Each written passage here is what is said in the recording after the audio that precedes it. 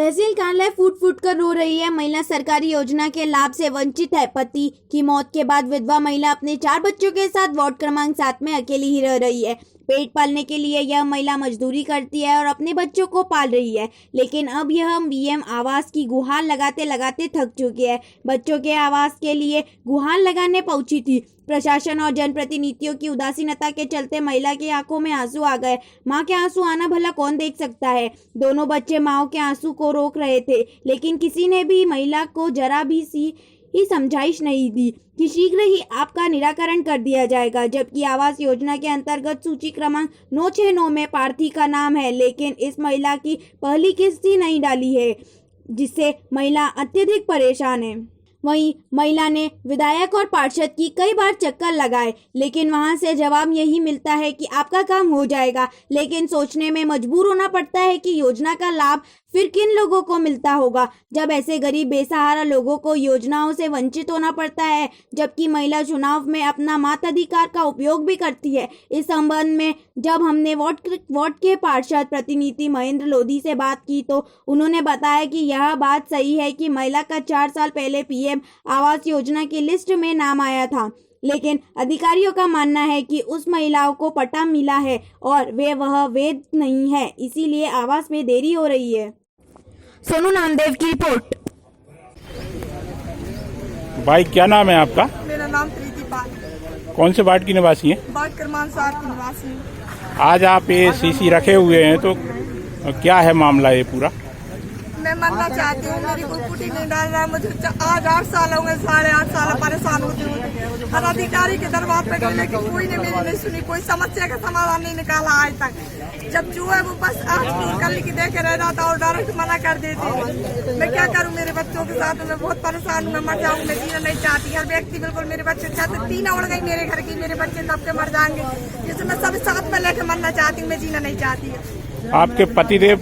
मेरे पति का मर्डर हो गया था आज से 8 साल पहले, लेकिन मेरी कोई सुनवाई नहीं हुई। 8 साल पहले भी मैं बहुत फ्री और आज भी फ्री रही हूँ। मैं हमेशा मेहनत मजदूरी करके मेरे बच्चे। उसका ये सही बात है कि उसका पिछले लगभग 4 साल पहले नाम आ गया था और लगभग शहर की या जो शुरुआत हुई थी स्कीम की, तो पहली ही लिस्ट में लगभग उसका नाम था, पहली या दूसरी में नाम है उसका। लेकिन क्या हुआ, उसका सरकारी पट्टा मिला है और वो वैध नहीं है, ये कह के सीएमओ लगातार उसकी कैंसिल करते हैं। मैंने भी कई बार उसके साथ गया, गरीब महिला है वो, उनके साथ में गया और सीएमओ साहब से बात भी की कि ये गरीब महिला है, उनका कर दिया जाए, लेकिन वो कानूनी दाव पेंच में बच के वो मैटर रह गया। और सीएमओ साहब का कहना ये रहा कि उसका पट्टा जो है वो वैध नहीं अवैध है। इस कारण से कल के दिन वो कुछ कर लेती है, उसका जवाबदार प्रशासन रहेगा, कौन रहेगा? कल ही वो अदालत में जेल ले गई बच्चों के साथ में, कल खाली थी, कुछ कर ली थी। खा ले ये सच में वो महिला बहुत पात्र है, बहुत गरीब है। उसका उनके पति का देहांत लगभग 7-8 वर्ष पूर्व हो चुका है और मेहनत मजदूरी करके वो अपना और अपने बच्चों का पालन पोषण कर रहे हैं। तो जिम्मेदारी का तो मैं नहीं कहूँ ऐसा नहीं करना चाहिए, सुसाइड करना भी एक अपराध है। बस प्रशासन से यही दरख्वास्त करूँगा कि उसकी जल्दी से जल्दी कुटी पेंशन होती जाए, मेरी कुटी बनाई जाए और मेरे बच्चों का जो भी है उनका अच्छी तरह से ख्याल रखा जाए। ना मेरा कभी कोई अधिकारी कोई काम नहीं करता है, कभी कुछ चीज़ में जाते हैं तो कुछ कोई करता ही नहीं है और उल्टे डांटते हैं और गलत सलत बोलते हैं। अधिकारी लोगों को ऐसे कोई से भी नहीं बोलना चाहिए। आम जनता का भी हक है कुछ कर लिए, लेकिन कुछ काम नहीं करते हैं वो लोग और उल्टे सीधे बोल कर भगा देते हैं, धमका देते हैं। अधिकारी का इसलिए है कि कोई आम जनता बोल नहीं सकती है उनसे, कुछ अपनी डिमांड हो तो कुछ काम नहीं कर सकते कोई। मेरी मांग है, मेरी कुटी आज 4 साल से ऊपर हो गए मेरी लिस्ट में नाम आए हुए, लेकिन कोई कुटी नहीं डालता है। कोई 25,000 मांगता है, कोई 20,000 मांगता है। मैं कहाँ से पैसे दूँ? कई बार तो मैं कई जगह ऐसे अधिकारी मिले मेरे लिए जो पैसों की डिमांड करते हैं, मैं कहाँ से दूँ पैसा कि मेरे बच्चों को भेज दूँ। मैं झाड़ू पोंछा करके मैंने जैसे भी चाय बेचती हूँ, सब्जी बेचती हूँ, मैं मेरे बच्चों का जीवन यापन कर रही हूँ। मेरे 4 छोटे बच्चे, 3 छोटी। नहीं मतलब कौन पैसे मांगता है कुटी के लिए? पार्षद से बात की आपने? पार्षद से बात की थी तो, लेकिन वो कहने लगे कि हम क्या कर सकते हैं, हम तो जहाँ अगर वो बड़े लोग कहेंगे SDM साहब हैं वो अनुमति दे दें, विधायक साहब है वो अनुमति दे दें, तो हम अनुमति देने के लिए तैयार हैं।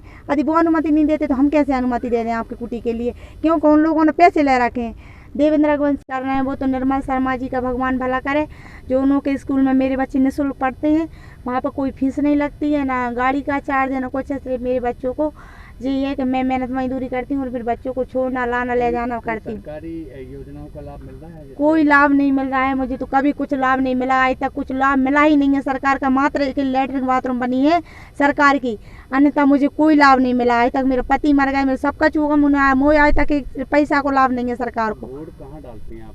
वोट वार्ड क्रमांक 7 में डालते हैं, ब्लॉक में डालने के लिए जाते हैं। परीक्षा पत्र वगैरह सब है? हाँ सब है।